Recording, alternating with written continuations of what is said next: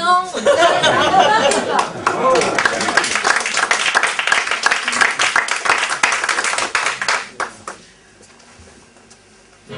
L'enfant, les influences, l'enseignement de Thierno Bokar.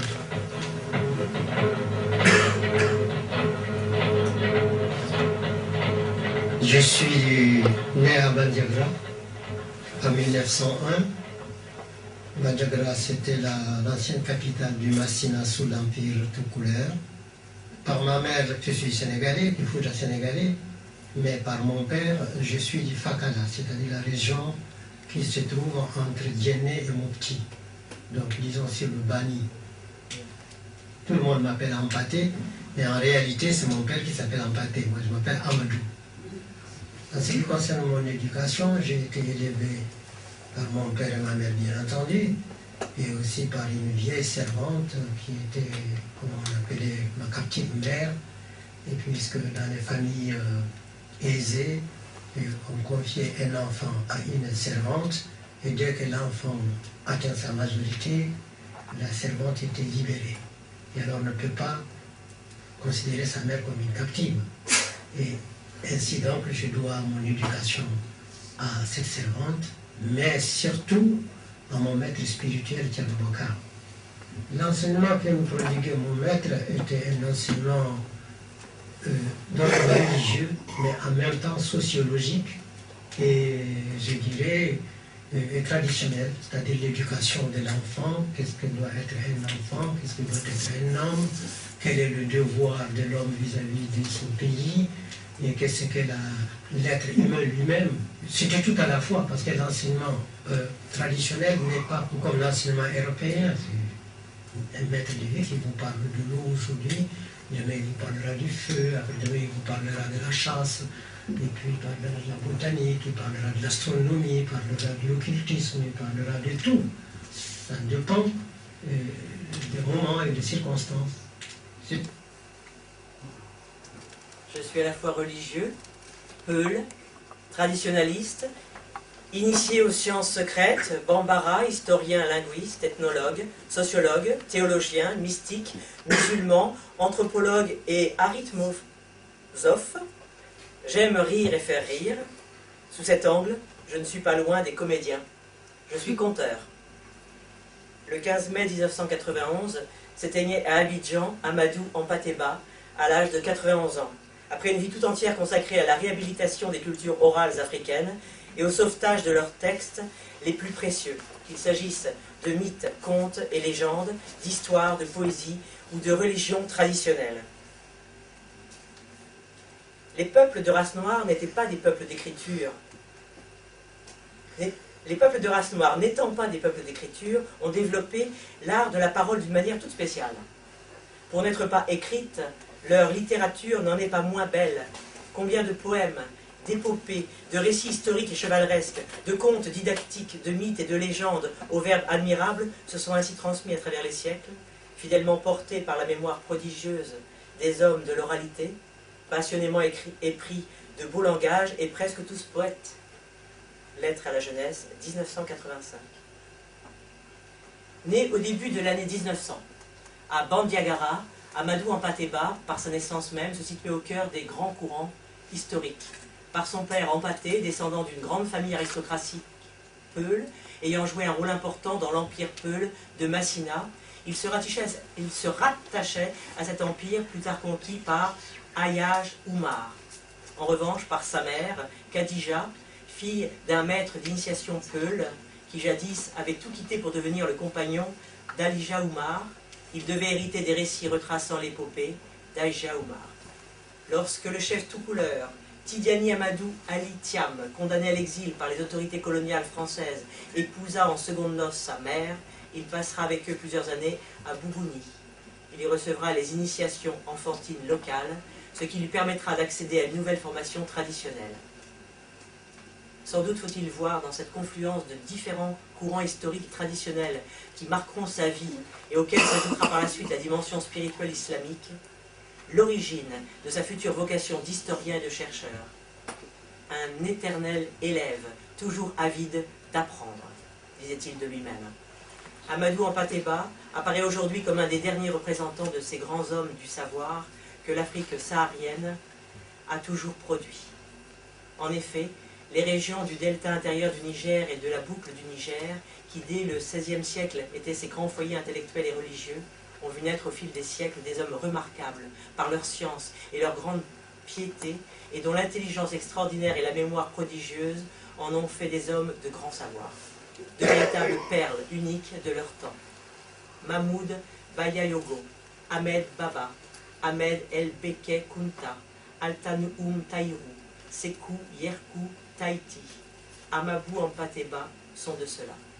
Grand prêtre du temple de la culture africaine, Amadou Hampâté-Bâ est avec son compatriote Fili Dabo Sissoko, le Nigérien Boubou Hama, le Mauritanien Oumar Ba, le Dahoméen Paul Azoumé, le Sénégalais Cheikh Anta Diop, de ceux qui ont le mieux expliqué la société africaine, faite de la coexistence, de l'interprétation de deux mondes, le visible et l'invisible, l'un physique, l'autre spirituel. Véritable monument de la civilisation africaine, Hampâté-Bâ apporte encore plus par ce qu'il dit, ce qu'il compte, que ce qu'il écrit.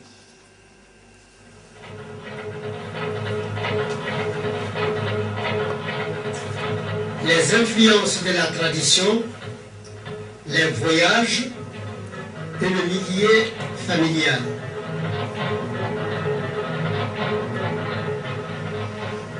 Au cours de mes pérégrinations, que ce soit en Mauritanie, au Sénégal, en Guinée, en Rwanda, en Côte d'Ivoire, au Dahomey et au Niger, j'ai retrouvé à peu près un enseignement général fondamental commun à tous les pays du Bafour. Et le Bafour, c'est ensemble l'Afrique occidentale. Alors je peux dire que l'enseignement, selon qu'on est dans le Sahara ou qu'on est dans la savane ou dans la forêt, ça varie, mais quand même il y a un fond commun. Et alors j'ai pu m'enrichir en écoutant les vieux de tous les pays et ajouter au fait que je suis né dans une famille de traditionalistes. J'ai perdu mon père naturel, je l'ai perdu quand je n'avais que 3 ans, mais ma mère s'étant remariée à un chef de province, et ce dernier m'a adopté. Et or, sa maison est on peut dire que c'est l'école pratique. Parce que là, les griots, les traditionalistes, les vieillards, et comme cet homme m'avait adopté et fait de moi son premier fils, alors de telle sorte que j'étais toujours à côté de lui, et de très bonne heure, j'ai pu entrer en contact avec des choses sérieuses.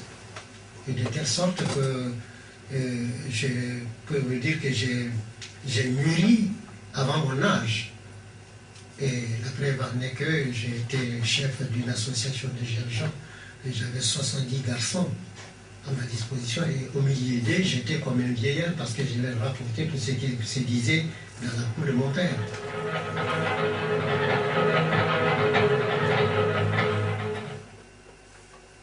Et pour terminer, un extrait de Homme Koulel, l'enfant Peul. Pourquoi, mon petit, tiens-tu tellement à aller à l'école? Contrairement à tous les enfants de Bandiagara. Interprète. Dis au commandant que j'ai manqué 2 fois d'être chef, une fois en tant que fils de Hampâté et une fois en tant que fils de Tidjani. Or, ce dernier m'a dit que la chance ne se présente toujours 3 fois avant de se détourner définitivement. Le commandant me donne la 3e chance de devenir chef. Je ne voudrais pas la rater, comme j'ai raté les 2 premières. C'est pourquoi je vais aller à l'école. Et pourquoi veux-tu devenir chef? Que feras-tu après? Demande le commandant. D'abord, je vais apprendre la langue du commandant pour pouvoir parler directement avec lui sans passer par un interprète. Ensuite, je voudrais devenir chef pour pouvoir casser la figure à Koniba Kondala, cet ancien captif de mes ancêtres qui se permet, parce qu'il est envoyé par le commandant, de couvrir d'insultes toute ma famille. Dans la maison de mon père, Hampâté, j'ai 9 riambés qui pourraient, sans la peur qu'ils ont du commandant, faire avaler à Koniba Kondala et sa langue et sa luette. Koniba Kondala se prend pour le commandant lui-même. Il voulait nous envoyer, mon frère et moi, tous les deux, le même jour à l'école. C'est le Fama qui s'y est opposé. Il a donné son propre fils, Madani, à la place de mon frère. Et puis Koniba Kondala en veut à mon grand frère Beidari Hampâté parce que celui-ci ne le laisse plus prendre sans payer ses plus beaux morceaux de viande. Voilà pourquoi je veux devenir chef. Pour échapper aux insultes et aux tracasseries de Koniba Kondala. et pour pouvoir parler directement au commandant. Me tournant vers le vieux Dimaggio, je pointe mon doigt vers lui. Koniba Kandala, si jamais je deviens chef, la première chose que je ferai sera de te fouetter, méchant bonhomme. Tu paieras pour avoir insulté mon père et ma mère depuis la maison d'Alpha Maki jusqu'au pont. Et tout cela parce que tu me rends responsable de l'envoi de Madani à l'école des Toubabs. Ces Toubabs que tu appelles moustachus, buveurs de vin coupé, de lait de truie.